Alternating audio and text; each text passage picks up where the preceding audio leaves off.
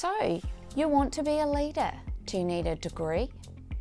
Do you need to spend thousands of dollars on qualifications? Well, in my opinion, and many other great leaders, yes, I'm going to talk about great leaders aligned with myself. Think Steve Jobs, Mark Zuckerberg. They all left their degrees partway through to pursue other big dreams, and they are extremely successful leaders and entrepreneurs. I believe having a degree is not an essential component to being a leader. I think you can learn skills and behaviours that you need to make you a really great leader without needing to have a qualification. Now, I do need to disclose here, I have a degree in management and I have a Masters of Entrepreneurship. So, yep, contradicting myself already. However, I did both of these things part-time while I worked full-time and while I was working on being a leader.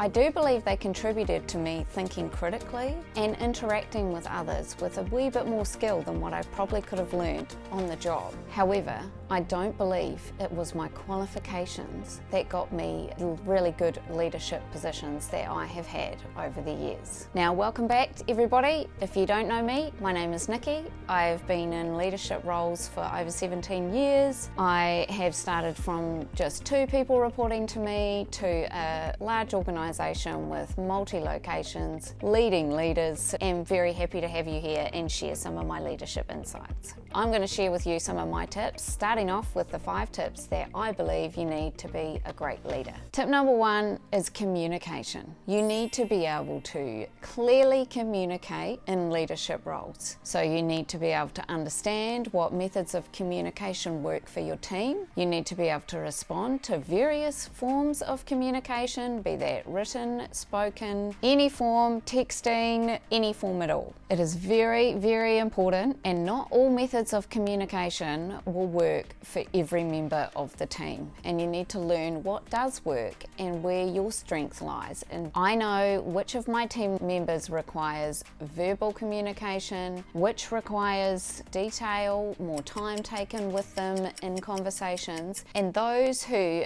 don't need or want long meandering conversations as forms of communication. You learn very quickly who just needs a follow-up nudge or reminder every now and then, and who will take a passing comment as a form of direction for rolling out a large-scale project. So you do need to be very careful around this and how you communicate and how your team takes that communication. I have had situations where I've made a comment in a group setting on the fly, not realizing that one of my team members took that as a direction and started rolling out quite a large piece of work that was very complex. And it was only one of their comments back to me that made me realize that they had taken on this massive project. And I then had to quickly unpick that situation, which was on me, because I hadn't fully comprehended how my communication style was not really working with theirs. I learned from that situation that they took questions as a form of direction, and I adapted my style accordingly so that we didn't have that mixed messages going on. I've also had team members who required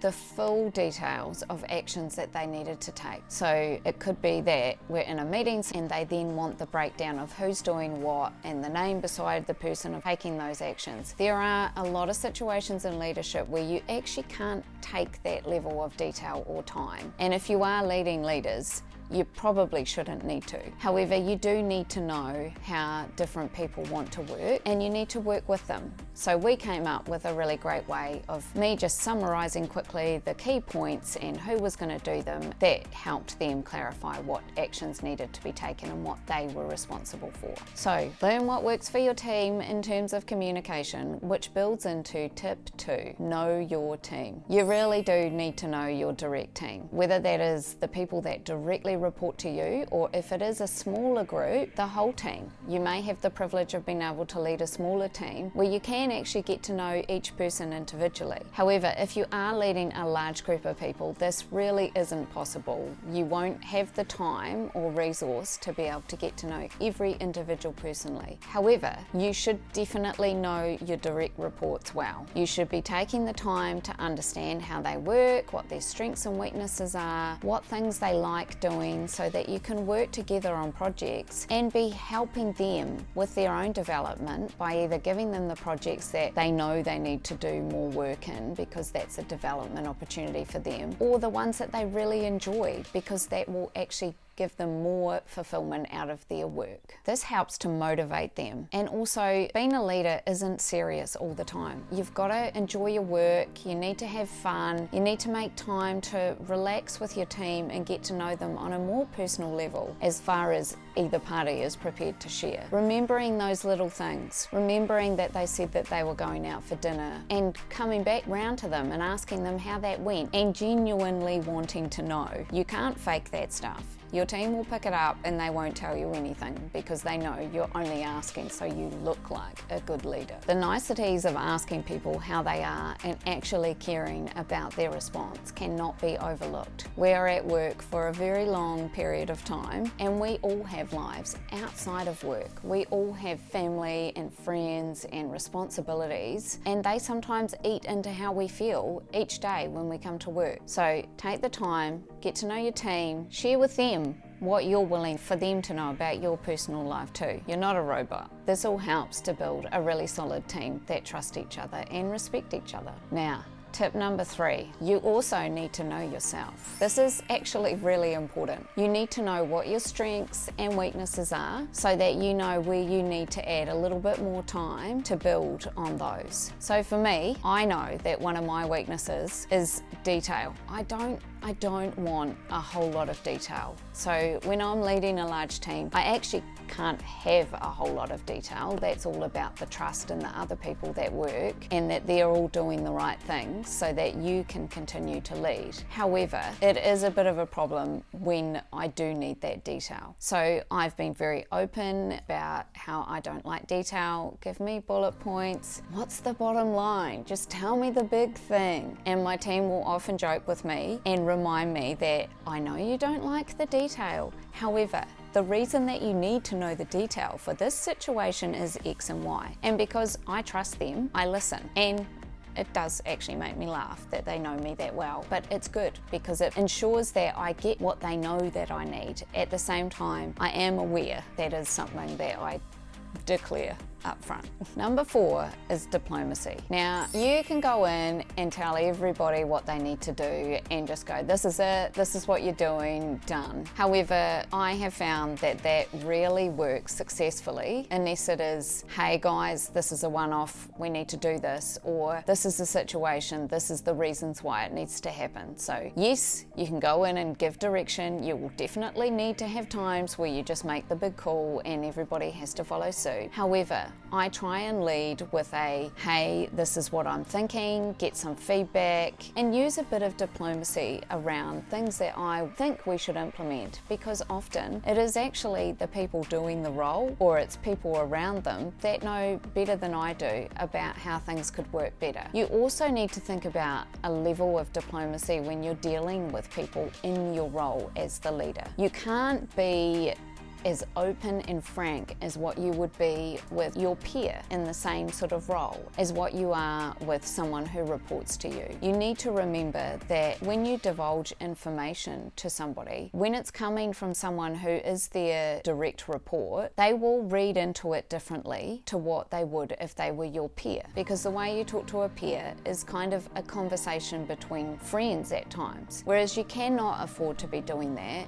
with your team. You need to have an awareness of what is appropriate to share, what maybe they don't need all the detail about because it could create a feeling of anxiety, because sometimes there's bigger things at play, and you need to be quite careful about how you share information wider too, because there could be other politics that require you to think a bit about, okay, well, if I share this, where is what I share going to go, and what could that mean for my team or our situation? So you definitely need to be diplomatic and a bit careful around your role in leadership. Now, this can be a little isolating and feel a little lonely at times. However, the payoff is definitely worth it.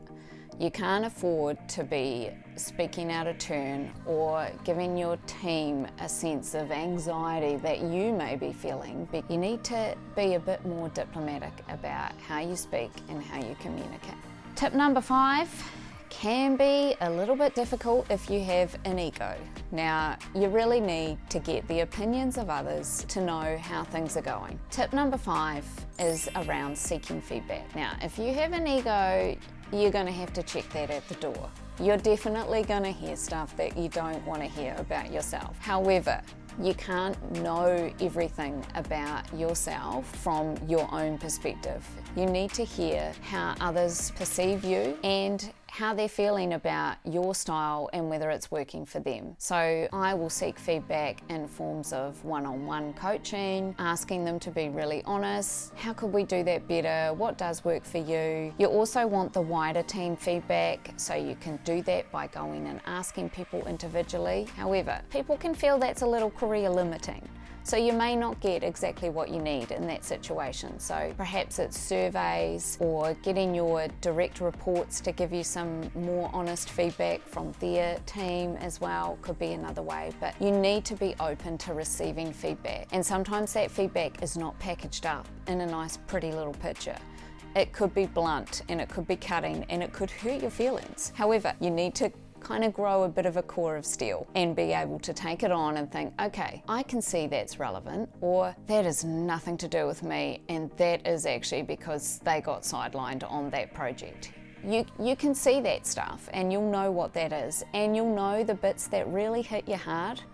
They're often the bits that you kind of need to work on yourself. So it is very valuable. It also builds trust and respect from your team. So those are not 2 points to be overlooked. You should also seek feedback from your boss. So whether that's the CEO or the Chief Operating Officer or whatever layer of hierarchy that you may have in place, or a mentor. If you have a mentor, get some feedback from them. You can explain situations and how you dealt with them, or you can just get their perspective on things. You can also get quite a lot of great feedback from those that work around you, even if they don't work alongside you. Feedback helps you really understand your weaknesses and strengths, and if you're growing as a leader, then your team's growing with you. It is really important. So there you have it, the 5 key things that make you a great leader. Remember, leadership isn't about having a fancy degree. It's about communication, knowing your team, knowing yourself, diplomacy, and getting and receiving feedback. Piece of cake, right? Thank you everybody for watching. Please, if you enjoyed this and want to hear more on leadership,